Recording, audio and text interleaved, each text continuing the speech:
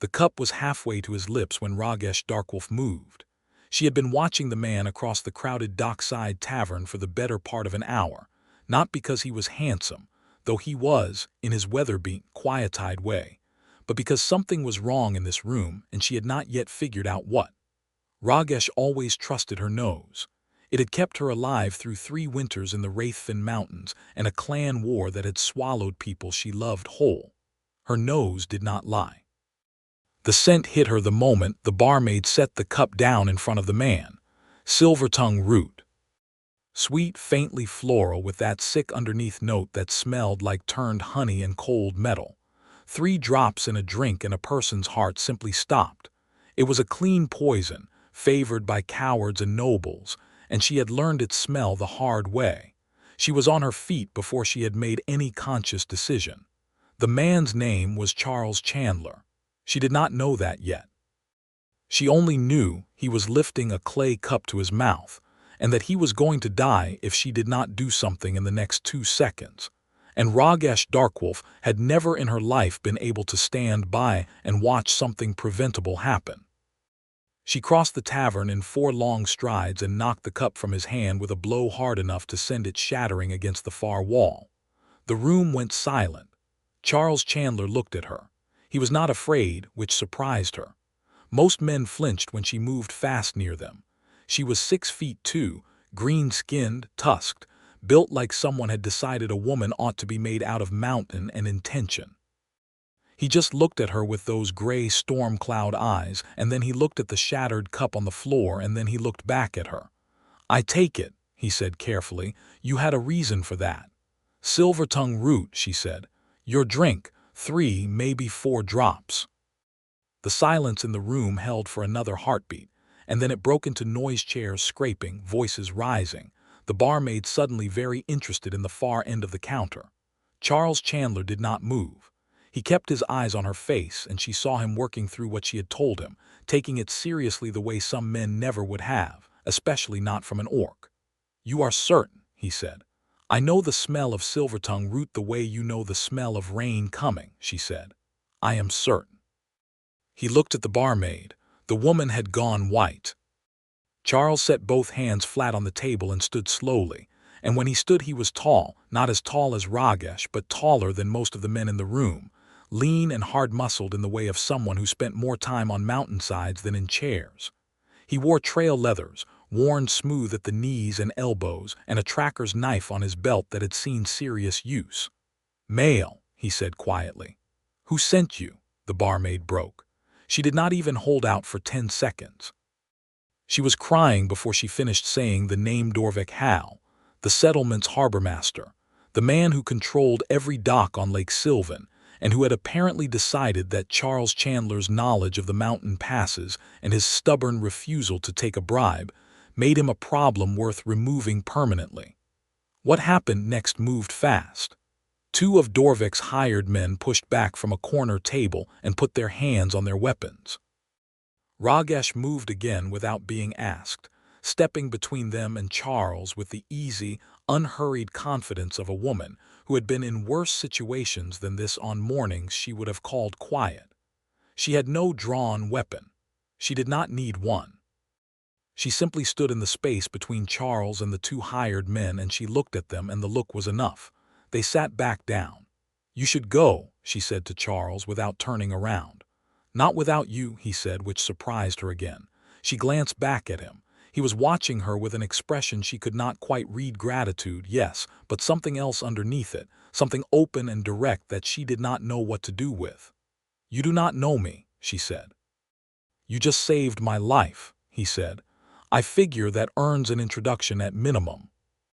They walked out of the tavern together into the cold gray evening light of Lake Silven's dockside, the water dark and wide behind the row of wooden buildings, and the mountains rising in every direction like walls of God's own making, and she thought, well, this was not how she had expected her evening to go.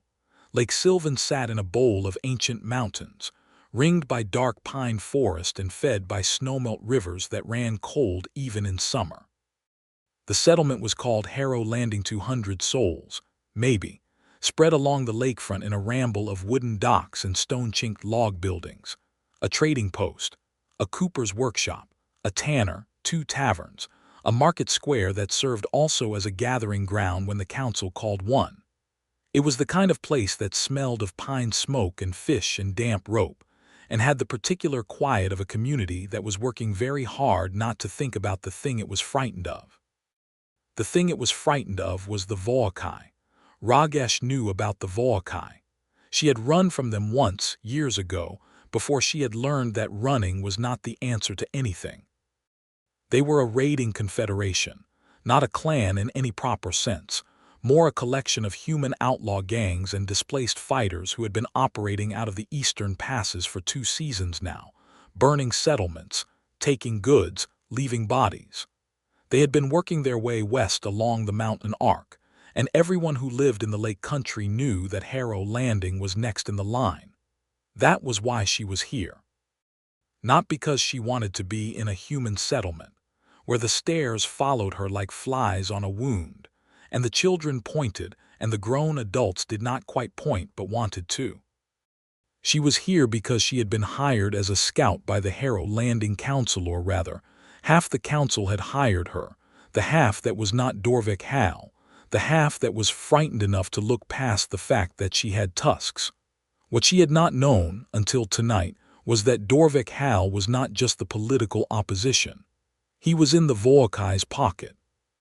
And Charles Chandler, whose name she still did not know, in those first minutes walking beside him along the waterfront, was apparently enough of a problem for Dorvik that he had needed eliminating. Charles told her his name when they reached the end of the main dock, where the planks gave way to a rocky shore and the water whispered against the stones in the dark. "Charles Chandler," he said, and held out his hand. She looked at it for a moment. A tracker's hand, calloused and scarred, offered to her as simply as if she were any person he had just met, and then she shook it. "Rogash Darkwolf," she said. "Darkwolf," he repeated, not mockingly, just tasting the name. "That is a hunter's name." "It is a clan name," she said. "But yes, my clan were hunters." "Were," he said. "Were," she confirmed, and did not say more, and he did not push. He was good at that. She noticed it immediately, the way he did not push where there was a door he had not been invited through. They stood at the water's edge, and she told him about the Silvertongue route, where she had learned to recognize it, why she had been in the tavern tonight. He listened without interrupting. When she was done, he was quiet for a moment, looking out at the dark water. "Dorvik Hal," he said. "I had suspicions. I have been trying to get proof that he is signaling the Voakai, telling them which settlements have goods worth taking when the guards are stretched. If they take Harrow Landing, he will be paid handsomely. How long have you suspected?" 3 weeks, he said. Long enough to put together enough of a case that the council would have had to act. Apparently he decided that was long enough too. "What is your role here? You are not a dockman, not a merchant." "Tracker," he said. "Hunter mostly. I work the passes above the tree-line, mapping routes, checking for Voakai movement. I have been bringing reports back to the council." She studied him in the dock light, one of the oil lanterns on the pier post throwing a warm pool across his face. He had a good face. Not beautiful in any conventional sense, but honest, and lined with the kind of experience that only came from spending a long time outdoors in hard weather. He looked like someone who had been alone a lot and had made his peace with it, and that was something she understood down to her bones. "Dorvik will try again," she said, "when he realizes the drink failed. I know. You cannot sleep in your usual place tonight." "I know that too." He looked at her. "Do you have a room?" "At the Eastern Inn," she said. "The one the dockworkers use. The innkeeper there does not mind what I am." "Can I sleep in your room?" he asked, and then amended it immediately. "I can take the floor. I just need somewhere Dorvik's men will not think to look for me before I can get to the right council members in the morning." She gave him a long, considering look. He held it without flinching, which was becoming something of a pattern. "The floor," she said. "And you do not snore." "I am reliably told I do not," he said. He did not snore. He slept on the floor of her small room at the Eastside Inn with his trail cloak pulled around him and his knife loose in his hand, and he was quiet as water, and Rogash lay on the narrow bed above him and stared at the ceiling and thought about how strange it was that she felt safer with him in the room. She was not accustomed to feeling safe near people. People were generally a source of trouble. Her kind were resented and feared by most of the human settlements in this region, and even among the remaining orc clans, she had been something of an outlier, too independent, too solitary, too unwilling to fit herself into the shape the clan needed her to fill. She had been on her own for 2 years by the time she arrived at Harrow Landing, and she had become very good at that, and she had not thought she minded it. Lying in the dark above Charles Chandler's sleeping form, she noticed, for the first time, that she had minded it quite a lot. In the morning she went with him to find Councillor Vess, the old boat builder who sat on the Harrow Landing Council, and who was, by everyone's assessment, the most honest person in the settlement. They found her in her workshop at the edge of the docks, fitting ribs into a new hull by herself in the gray pre-dawn light, and Charles laid out everything, his suspicions about Dorvek, the proof he had gathered, and the attempted poisoning. Rogash stood at his shoulder and said nothing except when asked, and watched the way he talked, careful, specific, giving only what he knew and not embroidering it. She liked that about him. He did not inflate things to make himself look better. He just told the truth and let it be heavy enough on its own. Councillor Vess listened to all of it, her weathered hands still on the hull plank, and then she looked at Rogash. "You smelled the silver-tongue root," she said. "Yes," Rogash said. "And you knocked the cup away." "Yes." "And you trust what she tells you," Vess said to Charles. "Completely," said Charles without hesitation, and Rogash felt something warm and unfamiliar move in her chest. Vess called an emergency council session for mid-morning. Dorvek Hal arrived with the look of a man who had just been told his investment had not paid off, and when he saw Charles Chandler standing alive and unhurt in the council hall, the color in his face did an interesting sequence of things. 3 of the 5 council members voted immediately to remove him from his position pending investigation. The other 2 abstained rather than support him, and that was enough. Dorvek was placed under house arrest, while one of the dock guards went to search his residence for correspondence with the Voakai. They found it within the hour, a locked box under a floor plank, full of letters and a detailed map of Harrow Landing's defenses that had been drawn by someone who knew them intimately. It was worse than Charles had thought. The map had dates on it. The Voakai were coming in 12 days. Harrow Landing went from a settlement in quiet denial to a settlement in open emergency in the space of an afternoon. Rogash watched it happen from the dockside, with Charles beside her, people moving fast, voices raised. The market stalls left half-assembled as their owners went to pull their valuables inside. Fear had a particular quality in a crowd. It smelled like sweat and copper. "Days," Charles said. "To prepare defenses, rally whatever fighters the settlement has and send word to the nearest garrison," she said. 12 days is not much. What do you know about the Voakai's approach routes? I know the eastern passes better than most. I came through them 2 weeks ago." She looked at the mountains. "They will come down through Garveth's Run or the Salt Fork approach. Both are narrow enough to be held if you have enough archers and the will to use them. That is information the council needs." "Then let us go tell the council," she said. He put his hand on her arm briefly, just for a moment. "Thank you," he said, "for this morning, for last night. For all of it." She looked at his hand on her arm. He left it there, not pressing, just present, and she thought about pulling away and did not. "Do not thank me yet," she said. "The hard part has not happened yet." The next 10 days moved with the particular relentless momentum of a settlement that had stopped pretending it was not in danger and started doing something about it. Rogash found herself at the center of it in ways she had not anticipated. She had expected to be tolerated, used, and kept at a distance, the usual arrangement between herself and human settlements. What happened instead was messier and more complicated than that. She had skills they needed badly. Charles was the best tracker in the region, but he was one person, and he could not be in 3 mountain approaches at once. Rogash was the only other person in Harrow Landing who knew the eastern passes at that depth, and so she spent the first 3 days leading scouting teams up through the tree line to map the exact line of the Voakai advance. She was fast and quiet in the high country, reading track and scat and crushed vegetation the way other people read words, and the men and women she led through those passes watched her work with the reluctant respect of people whose prejudices were being slowly overtaken by evidence. Not everyone came around.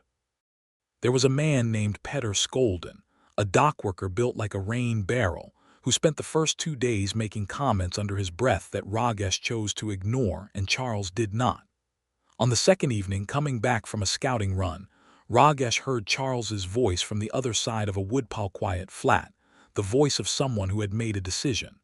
"If you have something to say about her," Charles said, "you will say it to her face or you will not say it at all. She has put her life between yours and the Voakai twice this week. You do not have to like her, but you will act like a person who understands what gratitude means." Rogash stood very still on her side of the woodpile. Petter muttered something she could not hear. Charles's voice did not soften. "I do not care," he said. "She is working alongside us and she has earned better than what you have been giving her. Keep it in your head or take it home with you." She heard Petter walk away. She waited a moment, then came around the woodpile as if she had not heard anything, and Charles was standing there with his arms folded, watching the man's retreating back. He glanced at her. There was nothing embarrassed in his expression, no performance of it, no waiting for credit. He just looked at her and said, "Ready to look at the Salt Fork approach on the map tonight?" "Yes," she said, and felt that warmth again in her chest, bigger this time and harder to dismiss. They spent a great deal of time together in those 12 days because the work demanded it, and they were the two people in Harrow Landing best suited to the work. They spread maps on the table in the back room of Counselor Vess's workshop and argued, productively, about defensive strategy. They went out at dawn to run trail together, moving fast through the mountain approaches in the cold early light. They ate meals in the quick, functional way of people who were too busy to stop, but needed fuel, sitting at the same table in the corner of the dock house, where nobody much bothered them. And in between all of this, the thing that was happening between them moved quietly forward, neither of them naming it, both of them very aware of it. She noticed things about him that she catalogued without meaning to. The way he moved, economical, precise, no wasted motion, which was how she moved, the way of people who had learned that the mountain does not forgive unnecessary effort. The way he listened with his whole body, turned toward the speaker still. The scar on his left forearm, from what he told her when she asked, was a bare encounter 3 years ago on the Velt Ridge I-1, he said, deadpan, and held up the arm with the scar. Eventually, and the laugh she gave was one of the only real laughs she had given in 2 years, and she could tell he knew it. He noticed things about her too. She caught him watching her sometimes with a directness that was not rude, but was not pretending either. The way someone looks at something that fascinates them and stops performing indifference. He asked her questions about her clan, about the Wraithfin Mountains, about her life, and the questions were not the ones humans usually asked orcs. They were not about raids and violence and clan wars, the things humans thought orcs were made of. He asked her what her clan had hunted. He asked what the Wraithfin looked like in early spring. He asked what her grandmother had cooked. Nobody had ever asked her what her grandmother had cooked. She described it in more detail than she had intended to clay pot stew made with mountain sage and something called reddish tuber that did not exist this far west, thick and smoky, and so filling you could eat it once and hunt all day. And he listened with his elbows on the table and his chin on one fist, and that gray-eyed focus that made her feel like the only person in the room. "I would eat that," he said. "Everyone who ate it would say that," she said. "My grandmother was a better cook than anyone else I have ever met. She sounds like someone I would have liked," he said. Rogash looked at him. The lamp between them threw warm light across his face. The dock house was quiet at this hour, the planning session over, the others gone home to whatever sleep they could get. It was just the two of them with the map and the lamp and the sound of the lake against the pilings outside. "Yes," she said. "She would have liked you, I think." It was on the seventh day that the shocking thing happened, the thing that changed the shape of everything and proved, if proof were still needed, that nothing in Harrow Landing was as simple as it looked. A man arrived at dawn on the lake road, riding hard, and he was brought directly to the council. Rogash was there when they brought him in because she had been sleeping in the back of the council hall at Charles's suggestion. Dorvik might still have people operating, and it was safer for her to be central and known.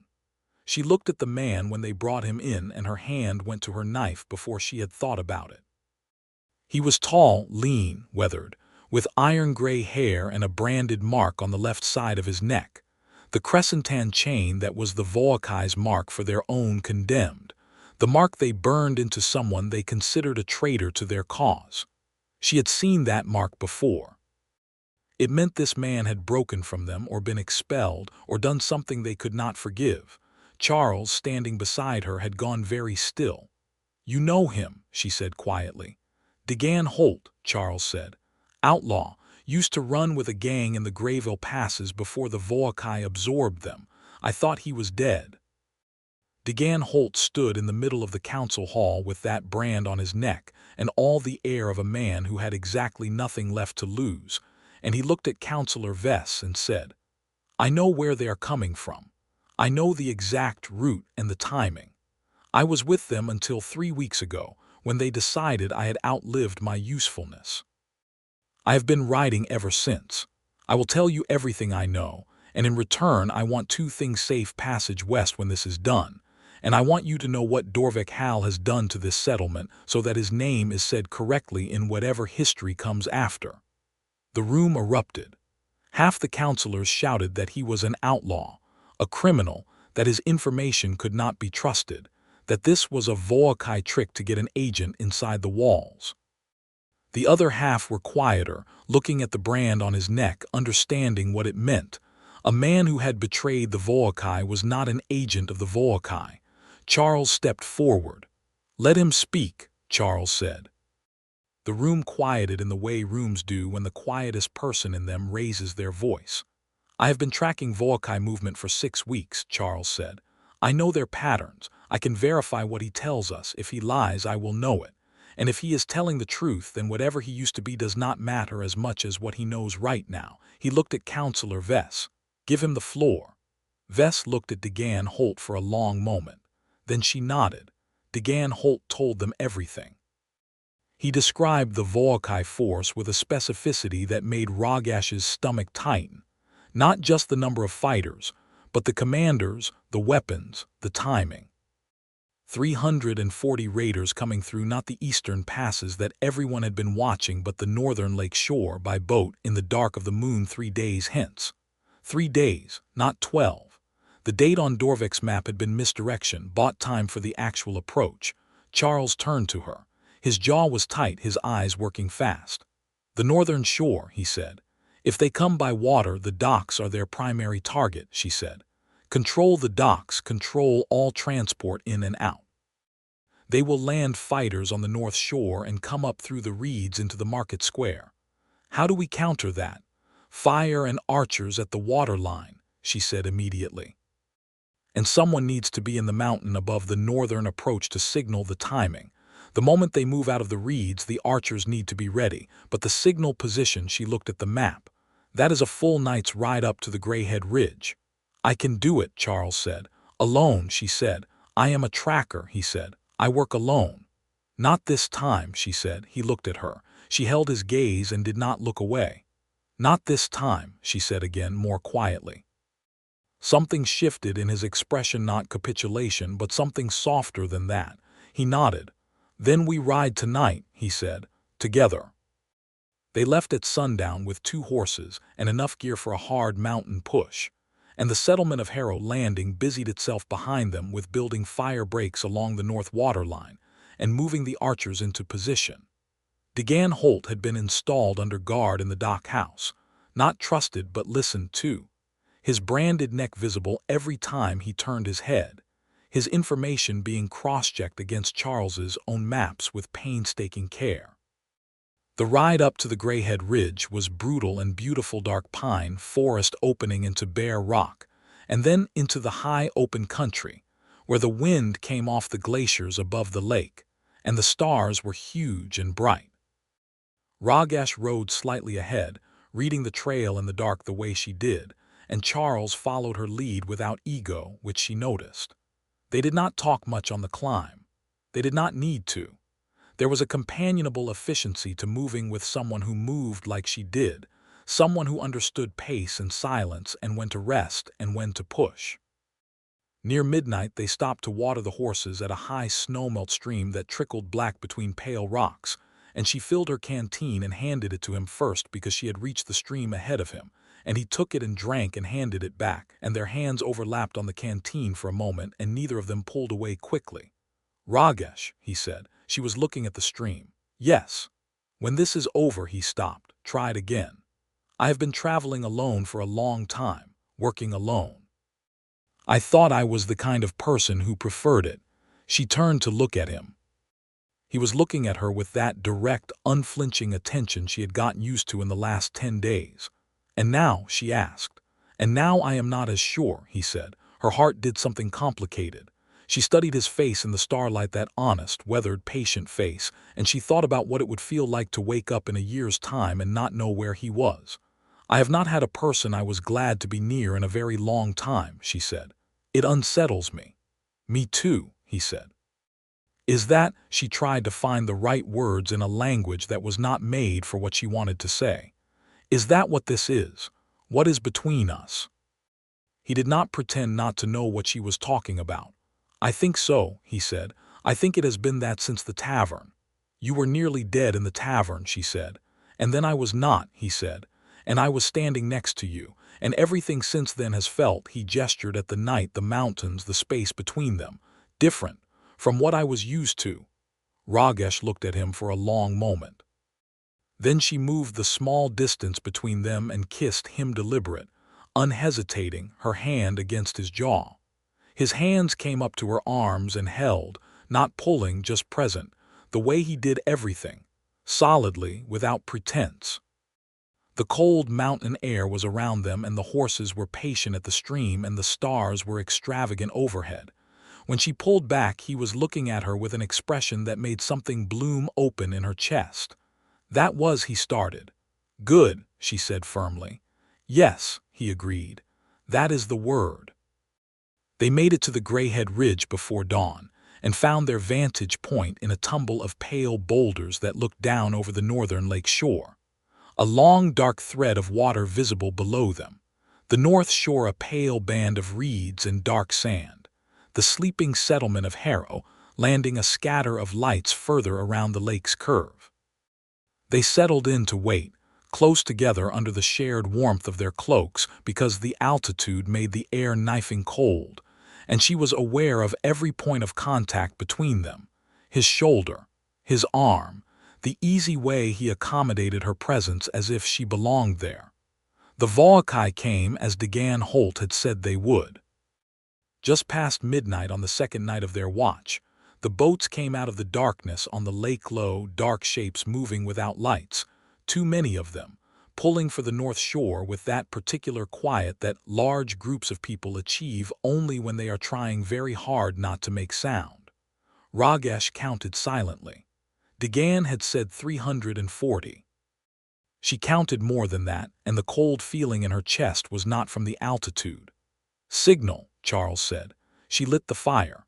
3 flashes of the shielded lantern they had carried up, the agreed code.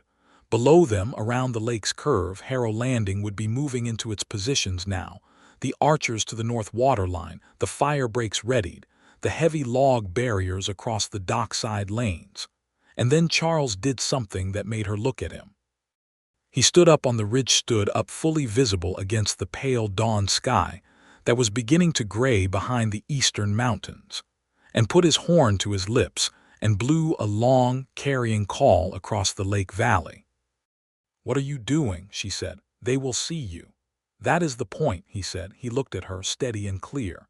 "They need to know someone is watching from above. It changes the calculation. If they think the ridge is held, they will not split fighters off to flank the settlement from the high ground. It makes the defense below simpler. It makes you a target. Yes, he said simply. She pulled her bow from its case, nocked an arrow, and took position at his left shoulder. She did not argue further.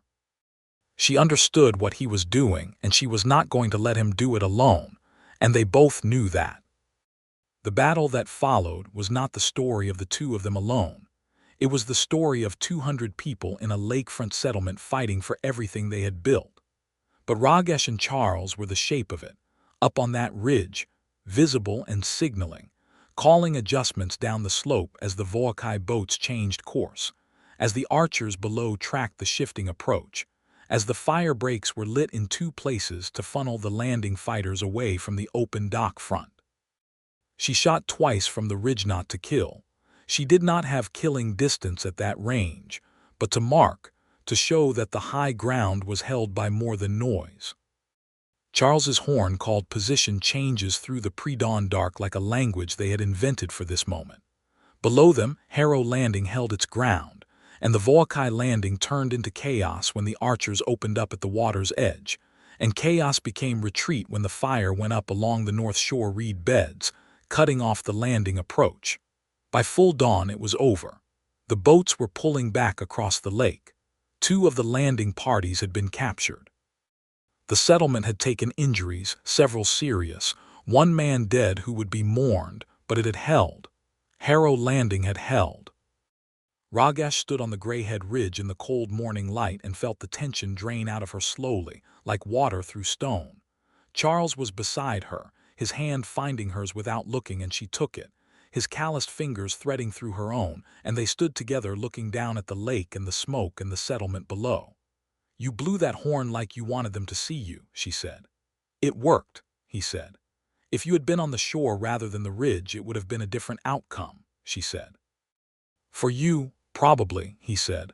"Do not do that again without telling me first," she said, and her voice came out rougher than she intended.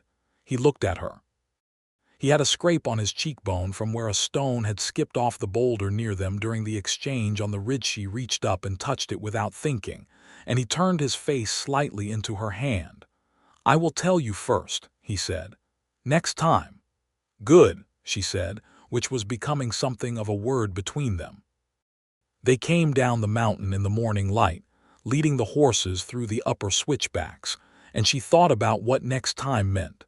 The assumption of a next time, the assumption of continued proximity, of doing the next thing together after this. She turned it over in her mind like a stone in a stream, feeling its edges, and found that she was not frightened by it the way she would have expected to be. She was the kind of person who had always left. She had left the clan when it could not contain her.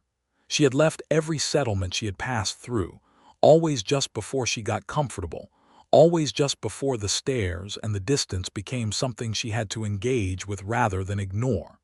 She had been leaving for 2 years. She was very good at it. She did not want to leave here. When they rowed back into Harrow Landing, the docks were crowded with people in the aftermath, the hurt being tended, the captured fighters being secured, the council meeting in the open square because the hall was being used for the injured. There were people weeping with relief and people shouting with the shaky anger that follows fear, and people simply standing still, looking at their settlement with the eyes of people who had not been entirely sure they would still have it this morning. When Rogash and Charles rode in, people looked up. Some of them looked at her the way she was used to being looked at, with the held breath, careful neutral expression of people managing their discomfort. But more of them looked at her differently. A woman caught her eye and nodded serious, deliberate. Rogash nodded back and felt the strangeness of it, the unexpected weight of being acknowledged. Councillor Vess came through the crowd to meet them. "The ridge signals saved us," she said. "When the north approach shifted, the archers needed 30 seconds to adjust. Your timing gave them that." She looked at Rogash directly. "We are in your debt." "You hired me to scout," Rogash said. "I scouted." "You did considerably more than that," Vess said. "The council would like to discuss." "In a moment," Charles said, and swung down from his horse and went directly to the dock house to check on Degan Holt, because Charles was the kind of man who remembered the things he had promised to people regardless of what else was happening. DeGan Holt was alive and under guard, and when Charles came in, the branded man looked at him with eyes that were surprised and then not surprised. "It worked," Charles said. "It worked," DeGan confirmed. He touched the brand on his neck without seeming to know he was doing it. "My information was good." "Your information was what saved this place," Charles said. "I told the council that. They will give you your passage west." He paused. "What you used to be, that is between you and whatever you believe in. What you did here is what the people in this settlement will remember." DeGan looked at him for a long moment.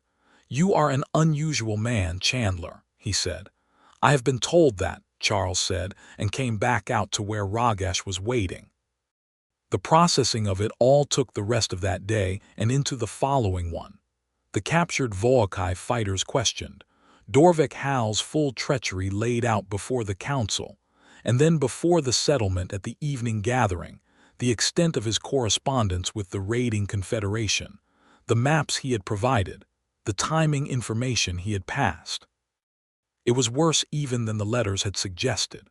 Dorvik had been cooperating with the Voakai for an entire season. 3 settlements that had been raided had fallen in part because of information he had provided. The settlement's anger was old and layered by the time it came out, and it was aimed squarely at Dorvik, and it was the kind of anger that resolves into legal process because the people feeling it are civilized enough not to become what they are fighting. Dorvik was bound and held for transfer to the regional court. He would not see the inside of Harrow Landing again. That evening, the settlement gathered on the docks. It was one of those impromptu things that happen when a community has been through something and needs to mark it. People brought food and drink to the long dock tables, lit lanterns, and stood together in the particular warmth of shared survival. Someone brought out a fiddle and played badly, and everyone appreciated it anyway. Rogash stood at the edge of the gathering, at the point where the dock planking met the rocky shore, looking in at the warm lamplight. She had washed the mountain dust off at the innkeeper's pump, and her travel leathers were as clean as they were going to get. The fitted dark green jacket she wore buttoned against the evening chill, her dark hair loose around her gray-green shoulders. She did not go to the gathering because she did not know if she was invited to the gathering, and she was tired of walking into spaces and watching the temperature drop. Charles found her there within 5 minutes of the gathering starting, which meant he had looked for her immediately. "Why are you out here?" he said. "I am not sure I belong in there," she said honestly. He looked at her that steady, direct look. "You are the reason there is a gathering to have," he said. "You belong in there more than anyone." He held out his hand. "Come in with me." She looked at his hand. She thought about the stream on the mountain with the cold water and the stars. She thought about the lantern light in the dock house and her grandmother's stew and the warm press of his shoulder in the cold of the ridge. "They will stare," she said. "Some of them will," he said. "Some of them have been staring at me all my life for being the man who goes up in the mountains and comes back with inconvenient information. You get used to it. And some of them will not stare. Some of them will be glad to see you. Come in with me and find out which is more." She took his hand. They walked into the gathering together, and it was both as she had feared and better than she had hoped. The stares were there, yes, and the held breath and the careful assessments. But Counselor Vess immediately made a place for them at the main table and said, loudly enough to carry, Rogash Darkwolf and Charles Chandler, who held the Greyhead Ridge and called the signals that turned the fight last night, "Let there be room and drink and thanks." And the response was not universal, but it was real people moving aside, a cup pressed into her hand by a fisherman with a red beard who said, gruffly, "Good work last night," and could not quite meet her eyes but was trying. She drank from the cup. She had checked it first. Old habits do not die in a day, and the man beside her noticed and almost smiled. But it was only cider, sharp and cold, and she drank it and stood at the table with Charles Chandler's shoulder warm against hers and felt, tentatively and with full awareness that it was fragile, something like belonging. The fiddle player got better as the evening went on. Or perhaps everyone just had more cider. A space cleared on the dock planking for dancing, rough and enthusiastic dancing of the lake country kind, and Rogash watched it with private delight because orcs danced completely differently and the human version was charming in its exuberance and its utter lack of self-consciousness. "Do you dance?" Charles asked her. "Not like that," she said. "Like what then?" Like she considered. "Like the mountain moves, slower, more deliberate. There are patterns to it. Would you show me sometime?" He said, and she looked at him, and he was not asking to be polite. He was genuinely curious, which was the most disarming thing he could have done. "Maybe," she said, "sometime." It was later that night when the gathering had wound down and most people had gone home and the dock was quiet and dark, that things between them came to their proper head. They were walking back along the waterfront, their shoulders closed, the lake dark and still beside them, and Rogash stopped and turned to face him. "You said you have been traveling alone for a long time," she said. "Yes," he said. "Do you want to stop?" He looked at her, measured, open, no pretending. "Yes," he said. "I want to stop." A pause. "Do you?" She had been preparing for this question for days, she realized. Ever since the stream on the mountain, ever since he had asked her what her grandmother had cooked. She had been building the answer without knowing it. "I told myself for 2 years that alone was what I was," she said. "That it suited me, that the alternative was," she searched for the right word, "too risky, too much to lose. And now I have spent 12 days next to you," she said, "and I have been in danger and afraid and more alive than I have been since my clan." She stopped. "Since I lost my clan, and I think the risk is," she looked at him in the dock lantern light. "I think the risk is worth it. You make the risk worth it." He reached up and touched her face, his calloused thumb against her cheek, careful and deliberate, and she leaned into it, and he stepped forward and kissed her the way she had kissed him on the mountain ridge, without holding anything back. The dock was empty around them, the lake whispering in the dark, the settlement quiet behind them. She put her hands against his chest and felt his heartbeat and thought, "There. That is the thing that has been missing." They talked for a long time on the dock. Not about plans or strategy, just about themselves, the way people do when they are taking stock of something new and important. He told her about the years he had spent in the mountains, the solitary life that had grown around him so gradually he had not noticed it becoming loneliness. She told him about the Wraithfin, about the clan that had broken apart, about the 2 years of purposeful wandering that had been partly adventure and partly flight from the knowledge that she had nowhere she was wanted. "You are wanted here," he said. "By you," she said. "Yes," he said. "By me. Is that enough to start with?" She thought about it honestly, the way she did everything. "Yes," she said, "it is enough." The following days had a different quality. The settlement was in recovery and reconstruction. The North Shore reed bed still smoldering. The dockside barriers being dismantled now that the threat had passed.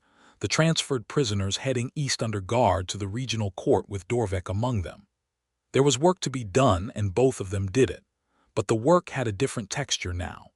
They moved through it side by side, and what had been an efficient partnership was warm now in ways that efficiency did not account for. Petter Skolden watched them one afternoon as they came in from an errand and said nothing. But Rogash caught something in his expression that was not hostility anymore. It was something closer to recalibration, the look of a man revising a position he had thought was permanent. She did not need him to apologize, and he did not.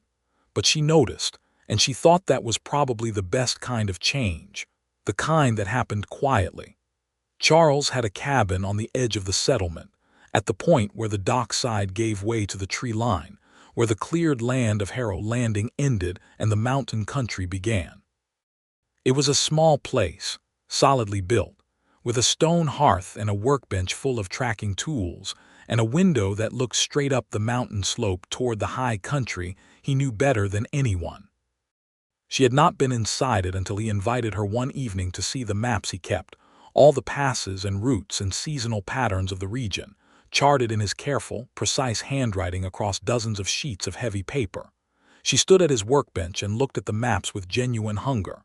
They were remarkable, three-dimensional in their detail, the kind of knowledge that only came from years of physical presence in the landscape. You have been here a long time, she said. 6 years, he said. He was behind her, close, looking over her shoulder at the maps. Do you plan to stay? I did not have a strong reason to before, he said. The work was here, that was enough. He paused. It feels different now. She turned around, which brought them very close together, and looked at him. I do not know where I am going after this, she said. I did not plan past the Harrow Landing contract. I know, he said. I am not very good at planning to stay somewhere, she said. I know that too, he said. I am not asking you to decide your whole life tonight. What are you asking? He met her eyes steadily.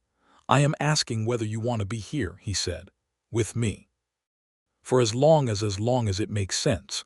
I am asking whether you want to try. The fire in the hearth crackled, and the mountain outside the window was dark and immense against the stars, and Rogash thought about all the ways she had protected herself over the years, all the distances she had kept, all the departures she had made preemptively before anyone could leave her first, and she thought about what it had cost her. She thought about the grandmother whose stew she had described to him, and how there was nobody left who had known that woman. She did not want to protect herself from this. Yes, she said, I want to try. He kissed her then, slow and thorough, his hands in her hair, and she thought, this is the thing worth having, and she was not going to let her own habits take it from her. The days that followed were a revelation of small things. The discovery that he woke earlier than she did, which was saying something, and that he made strong tea and had her cup ready by the time she came out of the back room. The discovery that his approach to cooking was earnest and moderately skilled, and that he was genuinely delighted when she improved on one of his stews by adding herbs she found on the hillside that he had never thought to use. They spent an evening at his workbench with her pointing out landmarks on his maps that he had marked incorrectly from a distance. This pass is a full half-mile further north than you have it, she said, and traced the correction with her finger, and he looked at her with unabashed pleasure at being given accurate information by someone who knew the ground better than he did. They walked the mountain approaches together in the weeks after the battle, partly because the council wanted continued assessment of the Vaukai's likely next movements, and partly because it was where they were both most alive, in the high country, moving fast through the clean, cold air, reading the land like a language. She showed him things he did not know, and he showed her things she had missed, and the combined knowledge of them was something neither could have produced alone, and they both felt that. One morning in the high country, near the Salt Fork approach, she stopped on a rock overlooking a sweep of mountain valley and said, My clan had a tradition. When a person found someone they intended to keep, she looked at her own hands. They would mark themselves. Mark themselves how? Charles asked, coming to stand beside her. Not permanently, she said. Not a wound, a braid in the hair, woven with something from the other person, a thread from their clothing, a strip of leather from their equipment. It meant, this person is my choice. I have decided. He was quiet for a moment. Then he said, Would you want to do that with me? She looked at him. It is an orc tradition, she said. You are not, you are telling me about it, he said. That means something. She was quiet. The wind came across the valley and her hair lifted in it, dark and heavy and loose around her shoulders. Yes, she said finally. I would want to, if you wanted to. Tell me what I need to do, he said. She cut a narrow strip from the back of his collar where it would not show, and he gave it to her, and she wove it into a thin braid at her left temple with quick, certain fingers, tucking it close where it would lie flat against her hair. Then she cut a narrow strip from her leather jacket's inner hem, the dark green leather, soft from wearing, put it in his hand, and he did not hesitate. Tell me how, he said. She guided his hands. He wove the braid clumsily, slowly at the edge of her hair, his tongue between his teeth in concentration, and when he got it wrong she undid it patiently and started again, and on the third attempt he got it and she tied it off with a small knot and he stepped back and looked at what he had made. There, she said. There, he repeated. He reached up and touched his own, the green leather against his brown hair. Does it have words, the tradition? The words are something like, she thought, I have chosen. I will not unchoose. He looked at her with something so open and unguarded in his face that she felt it like a physical sensation. "I have chosen," he said. "I will not unchoose." She put her hand on his chest over his heart. "I have chosen," she said. "I will not unchoose." They stayed on that rock for a long time in the wind and the sun, saying very little, needing to say very little. It was another week before the full council meeting was called, the formal accounting of the Harrow Landing crisis, the official commendations, the planning for the settlement's future security. Rogash had been asked to attend, not as a hired contractor this time, but as a contributing member of the community's defense. She came to the meeting in the council hall with Charles, and the room was fuller than it had been at any previous gathering. Not just the councilors, but all the senior members of the settlement, maybe 60 people in the long hall with its log walls and mounted fish trophies and the big table down the middle. She sat at the table, not at its edge, not at the back at the table, beside Charles, with Councilor Vess at the head and the full weight of the settlement's attention in the room. The formal accounting proceeded. The Vorkai losses were tallied, the settlement's damages assessed, the decision about Dorvik Hal confirmed by the full council. DeGan Holt's contribution formally acknowledged, the branded outlaw who had ridden 3 weeks to give them the information that saved them, now 3 days west along the lake road with his promised safe passage, and whatever new life he was going to make from the wreckage of the old one. And then Councilor Vess said, "There is the matter of the ongoing role of Rogash Darkwolf." The room went quiet in its careful way. Rogash kept her hands flat on the table, her expression neutral. "The council has discussed this," Vess said.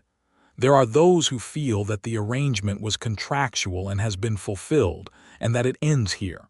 She looked down the table. "And there are those who feel that what this settlement has gained from the presence and skill of Rogash Darkwolf is something worth recognizing more formally." A man near the end of the table, a bow-toner named Garrus whose opinion carried weight, said, "She is an orc. I'm not saying she did not do well by us, but there are traditions here, expectations. The settlement has always been," he searched for the word, "particular about who is counted a member." The room absorbed this. Several people shifted. Charles Chandler did not shift. He put his hands flat on the table and pushed back his chair and stood up, and the room went very quiet. He was not a man who spoke at length in public. Everyone in that room knew that. He was the man who went up the mountain and came back with information and gave it clearly and then sat down. He was not a speaker, but he was on his feet now, and the room was listening. "Garrus," he said, "I have been bringing reports to this council for 6 years. I have tracked Vorkai movement through passes that most of the men in this room would not attempt in good weather.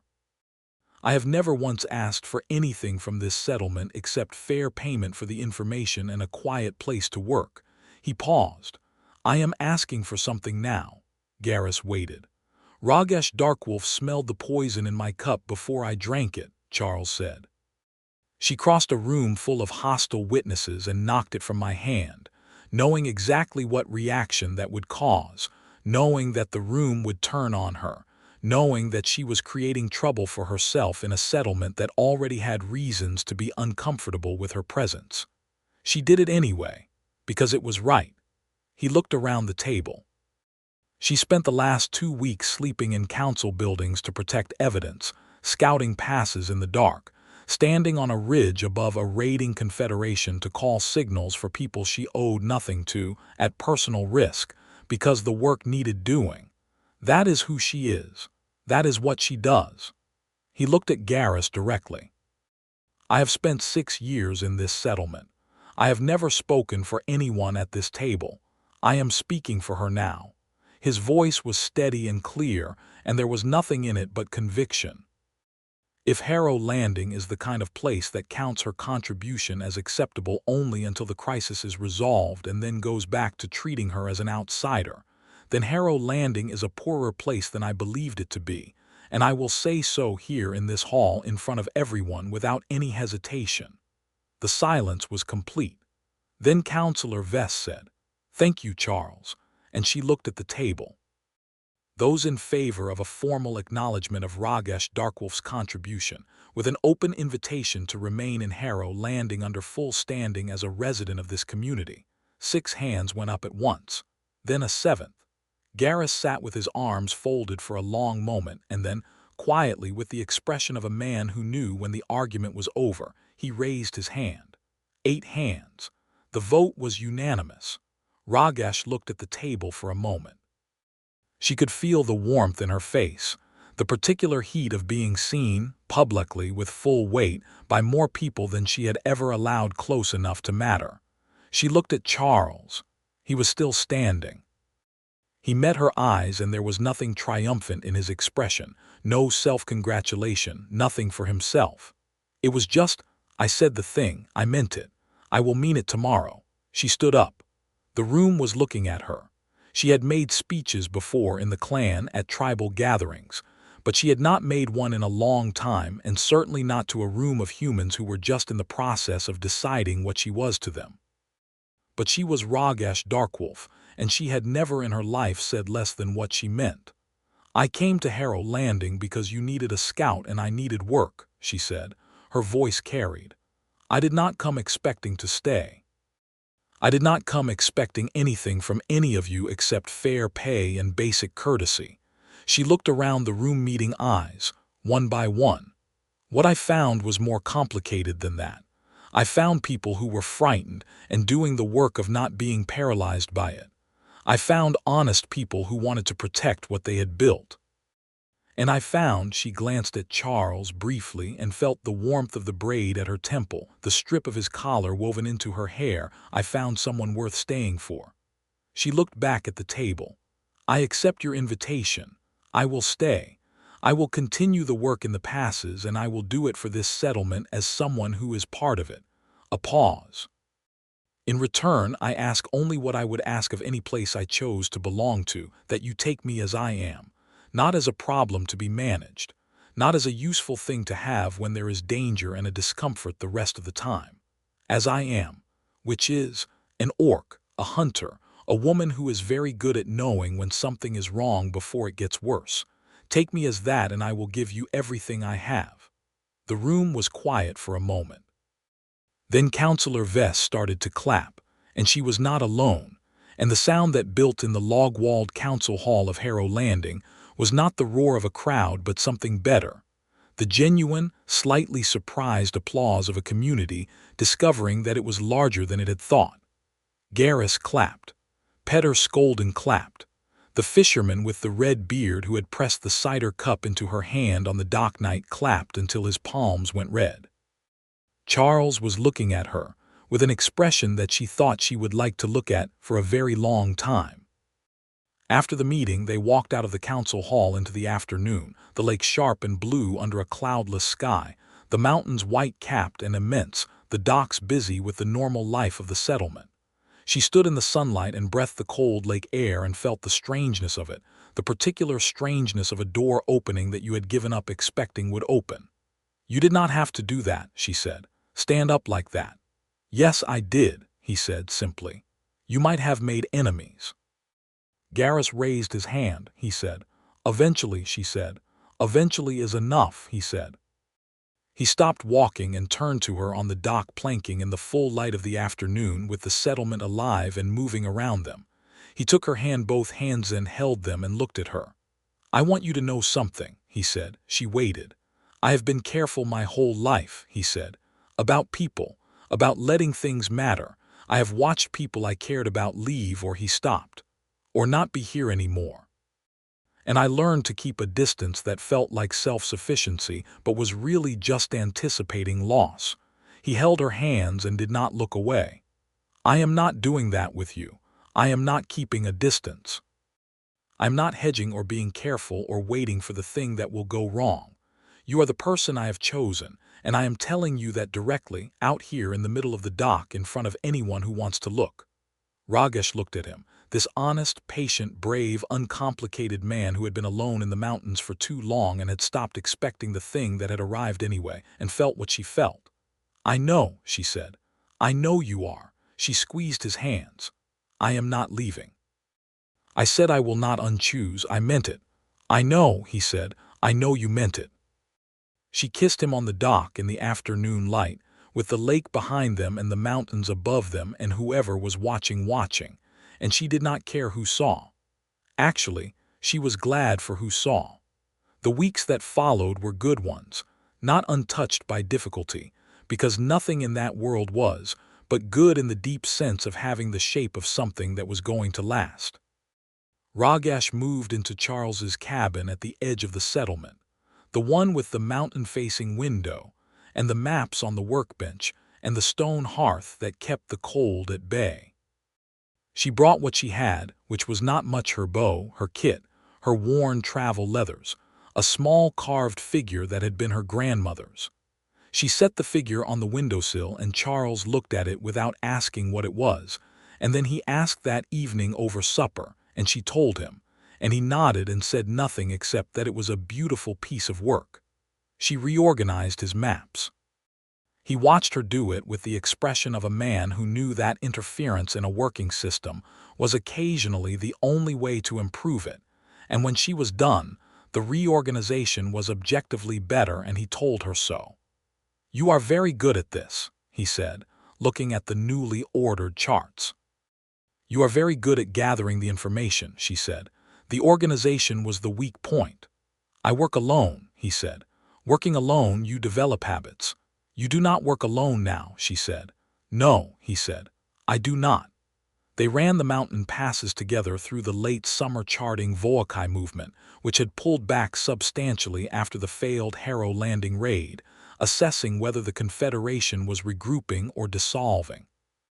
What they found, slowly, over the course of a series of long scouting runs, was that the Voakai had fractured. Without the inside information that Dorvek Hal had been providing, they were operating blind in terrain they did not know, and 3 of their component gangs had broken away. The threat was not gone, but it was greatly diminished, and the combined picture that Charles and Rogash's reports built over the course of 2 months allowed the regional court to send a proper force into the eastern passes and clear out the remnant. Harrow Landing threw another dockside gathering when the news came back: the Voakai broken, the passes secure, the regional trade routes open again for the first time in 2 seasons. This one had music that was better than the last time, and Rogash danced on the dock planking in the way she had described to Charles on the mountain, deliberate, patterned, the orc tradition of it, and he watched her with undisguised delight, and then, at her invitation, tried to follow the pattern and got it badly wrong, and they ended up laughing into each other's shoulders in the lantern light, which was, she thought, better than dancing correctly. Petter Skolden brought them a joint of smoked fish at the gathering, set it down on the table in front of them without ceremony, said "Good work on the passes this season," and walked away before either of them could respond. Charles met her eyes over the smoked fish, and she pressed her lips together to keep from smiling and failed completely. At the end of summer, a messenger came from the regional garrison, an official letter, addressed to Charles Chandler and Rogash Darkwolf, jointly, which had never happened before and which Charles showed her with a look that was very nearly proud. It was a contract offer, a permanent scouting commission for the Lake Country region, to be filled by the 2 of them as a team, with a stipend that was more than either of them had made separately, and a formal recognition of their contribution to the Harrow Landing defense. She read it twice. Then she looked at him. "You already know what I think," she said. "I know what I think," he said. "I think it is a good offer, and I think we would be very good at it, and I think—" He paused. "I think I want to do it with you, but it is your life too. What do you want?" She thought about the question. Not quickly, she gave it the weight it deserved, sitting with the letter and the window and the mountain outside and the grandmother's carved figure on the sill. "I want to stay here," she said. "I want to do this work. I want to do it with you." She set the letter down on the table. "I have been wanting things and not saying them for 2 years because I thought wanting things was dangerous. I am saying this one." He reached across the table and covered her hand with his. "Then we say yes," he said. "Then we say yes," she confirmed. They sent the messenger back with the signed letter that afternoon, And that evening, she made the closest approximation to her grandmother's stew that the Harrow Landing market could provide. It was not quite right. The reddish tuber replaced by a pale local variety that lacked the earthiness. But the sage was close, and the clay pot was close, and the method was exactly right.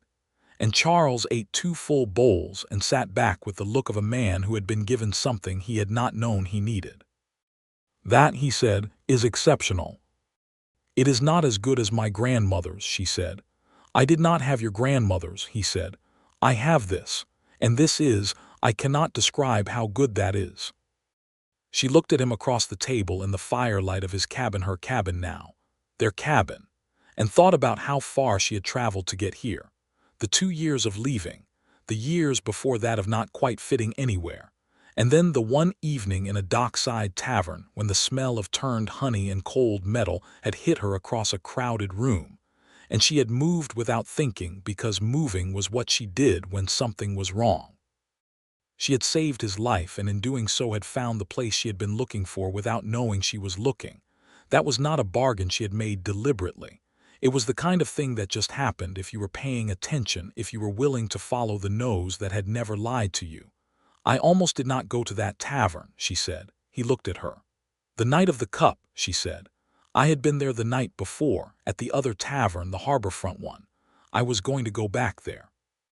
I changed my mind at the last moment because I wanted somewhere quieter." He was quiet for a moment. "What made you change your mind?" "I do not know," she said. She shook her head. "Something." He turned his hand over on the table, palm up, and she put hers in it. "I am glad you changed your mind," he said. "So am I," she said. Outside, the lake was black and still under the autumn stars, and the mountains stood in their dark shapes against the sky, and Harrow Landing's lights were scattered along the waterfront like low, warm constellations. Somewhere down the dock, someone was playing that fiddle again, better now, definitely better, the player having practiced through the summer, and the music came across the water in the cold air, thin and sweet. She looked at the lamp between them. She looked at his hand around hers, the callous tracker's grip, the scar from the bare encounter on his forearm. She thought about the braid at her temple, the strip of his collar, woven in, and the green leather braid at his, and the words they had said on the mountain, which they had said every morning since, without planning to make it a ritual, and which had become one anyway. "I have chosen. I will not unchoose."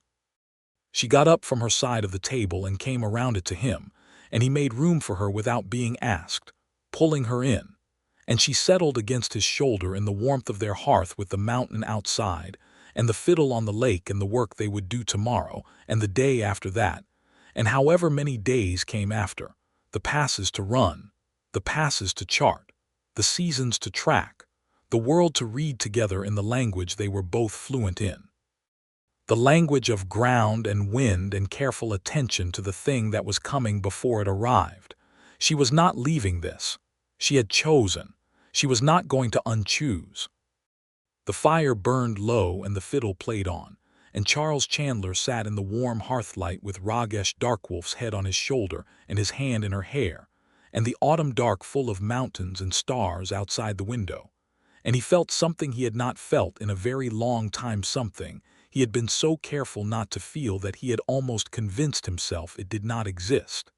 He felt like someone had found him, not the tracker who knew the passes, not the man who brought the council inconvenient information.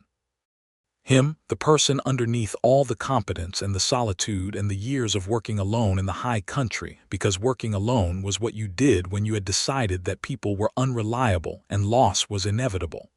She had found him. She had come across a crowded tavern and saved his life, and stood between him and 2 armed men and said without words, "You matter enough.